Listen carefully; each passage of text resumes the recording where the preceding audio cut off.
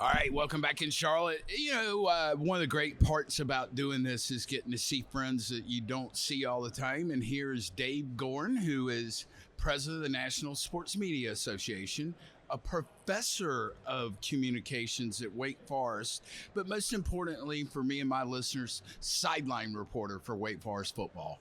How you doing, Dave? I'm great, Sturg. How are you? You know, I've had a blast keeping up with your travels this year. Y'all have knocked it out of the park a couple of times. Well, it helps to have a son who works for an airline. The golden Otherwise, ticket. it'd be staycation. Let me ask you this, Dave. Wake Forest, do y'all have an idea of where that program is going this fall? Because I was truly shocked when Dave Clawson decided to retire. But, you know, I think it's like a lot of other coaches, Tony Bennett at Virginia in basketball, they're just tired of everything off the field, not their job on the field. Right. I mean, they have done it for 30 years the way they've done it in the milieu, if you'll pardon the French, that they're used to working in. And all of a sudden that changes, and I think we all saw the changes coming, but you know, there are things that they don't want to do or they don't enjoy doing. You know, for the coaches who enjoy just the relationship part of building young men, it's not so much what this is all about anymore. Mm-hmm. And I mean, I don't hold that against any of the guys who decided, or women who decided it's not what they want to do. Yeah, absolutely. And so to answer your question, this year, I mean, I think for almost every school, it's no longer a program, it's a one-year team. Mm-hmm. And it's going to be different every year. And only people who are much smarter than I will be able to predict who's going to do what. Well, I will predict that Wake Forest went out and found a good football coach. I mean, again, kind of coming from the Pullman, Washington at Washington State University. But the one thing I figured out about Jake Dickert, the guy can produce quarterback talent. He can recognize quarterback talent because he's lost Cam Ward. He just lost last year's quarterback somewhere else. Mm-hmm. Is he coming to Wake or? Nope. So they went out and identified somebody that they thought would represent Wake Forest well and has done it in a difficult circumstance. So Pullman, Washington, and I think those are a little bit equal being a private university in Winston-Salem. Well, you know, Pullman's kind of the outpost of what was the Pac-12. Wake, in many cases, is the one of the poor redheaded stepchildren of the ACC, mm-hmm. or that's the way they see the way other people perceive them. And so it is harder in both of those places. Jake Dickert went into a situation at Washington State where he was thrown in the middle of the season when the previous coach didn't follow COVID protocols. Mm-hmm. And he did a great job. They were 8-4 last year. They went to a bowl game after he left. And he's brought a lot of his Washington State players with him, okay, who seem like they're pretty good players in places that Wake needs good players. Very positive guy, very upbeat, very enthusiastic, great guy, different personality from Dave Clawson, who I got along with great for 11 years and really respected a great deal. But I've often said, you know, Vince Lombardi might not be able to win at Wake Forest just because of how hard it is. But you can tell Jake Dickert has made all those plans. The plan is in place. He has to get player buy-in and staff buy-in. I mean, obviously your staff's going to buy in. And, you know, you might have the best team they've ever had at Wake, but the rest of the league might be great. So you really don't know until, you know, people say, well, what do you think of Wake after a week? I said, give me September and I can tell you a little bit better. But even then, until you get into the meat of your conference schedule, don't know. So, you know, I feel like Wake Forest had developed a identity of their program, which was you didn't want to go to BB&T Grove Stadium back in the day. You were going to have a hard time getting out of there with a W. It came from running the option. I won't call it the triple option, but doing it the Wake Forest way. Dave Clawson expands on really what Jim Grove did before that. Mm-hmm. Will the identity offensively of this program change at all? Yes. Okay. I mean, you can tell, and Coach Dickert said it from the outset, he's got a different system.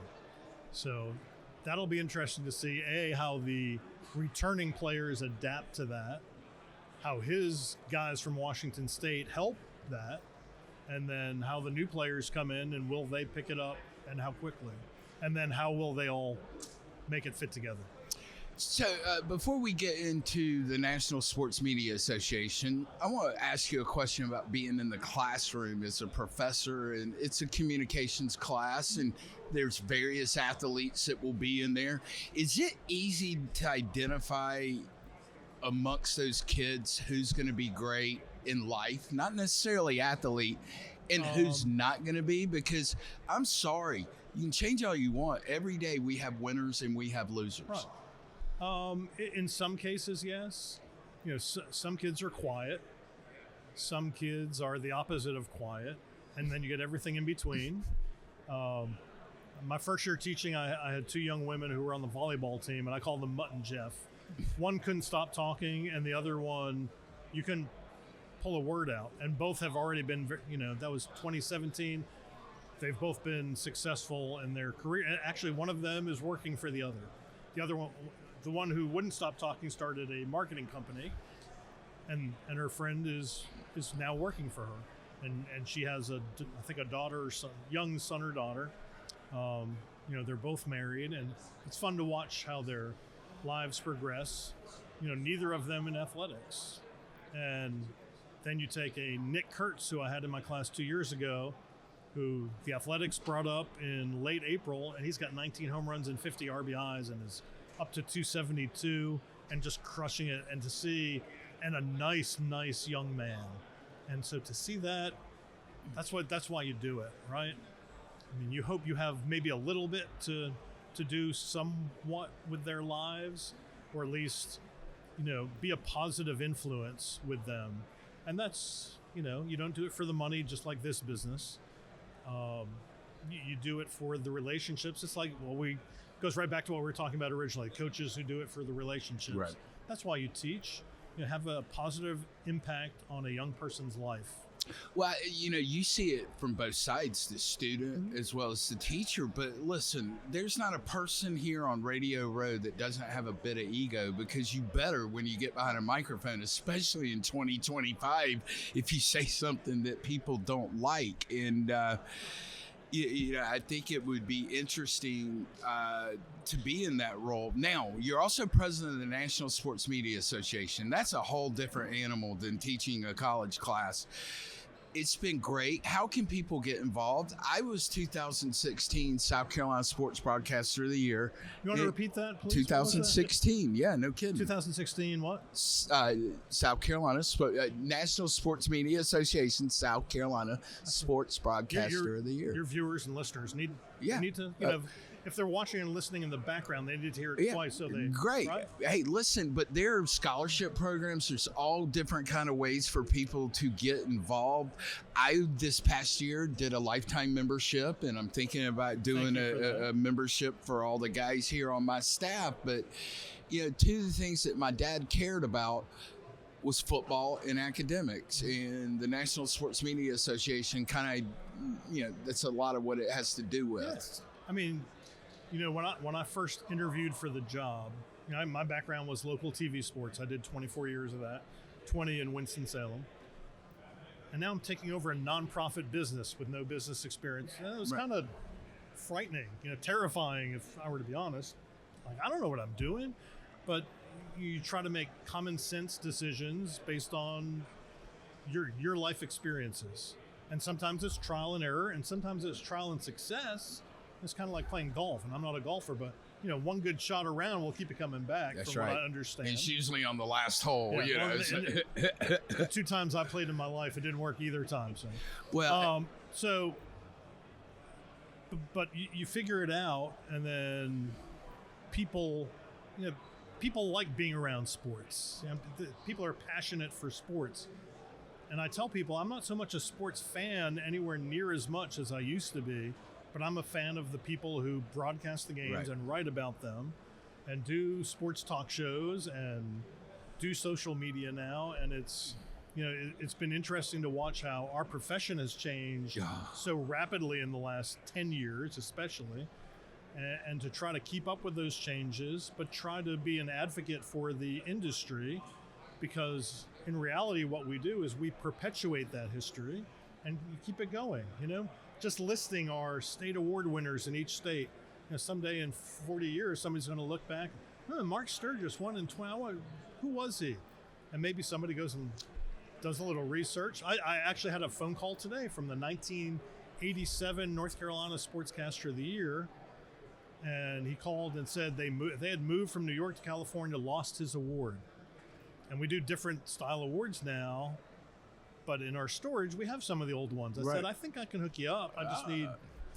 Well, I will be forever grateful because, my dad was in the packaging industry and everybody said, why aren't you selling packaging? I don't have a passion for it.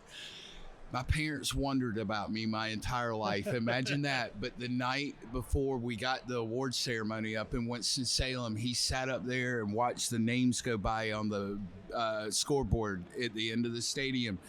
And when my name passed, he kind of looked at me and said, son, you did this on your own. So that was one of the proudest moments I've ever had. And I would encourage anybody listening, check it out. If you think you got a kid that wants to get into this field, check it out. Give people a call. We'll figure a way to get them into the right hands. Yeah, nationalsportsmedia.org. Okay. You're supposed to ask me, say that again. What was that? Nationalsportsmedia.org. Raggy. Yeah, and there's a Join Today tab. Yeah. I think what we do for students, the networking we provide, we're starting this year a series of 4 virtual summits. One in September that'll be on what college sports is today with Nicole Auerbach. One in November, one in February, one in April. So 4 during the school year. It's presented by Elon University School of Communications. They sponsored it, and our live summit. So we'll make the live one during our awards weekend. That's kind of you want in-person networking that's as good as you will get anywhere when people aren't working and you can get to just sit and talk with them like this. And I always say, where was this when I was in college? Yeah. And we had... It was there. You just wouldn't leave the fraternity house, Dave. No. It wasn't there. And I would, if I were in a fraternity, I would have left the house. But we had over 100 students there 3 weeks ago. And to see that and knowing that students who have shown up have gotten jobs just because they showed up there, that's probably the most gratifying part of the job for me. Well, good luck to Wake Forest football celebration. It's going to be crazy around here on Thursday with the Belichick and Dabo show. Last question, get it back to the ACC. Who will be the bigger sourpuss on Thursday, Dave Goren or Bill Belichick? Because I think they're going to be neck and neck. And I think they'll be in good moods. I hope so. Until they start playing games. They're all undefeated right now. Until we start second-guessing any play call. That's right. All right. Dave Goren, again, sideline reporter for Wake Forest professor, but most importantly, president of... You say it. The National Sports Media Association. The National Sports Media Association. Thanks, Dave. Thanks, Sturg.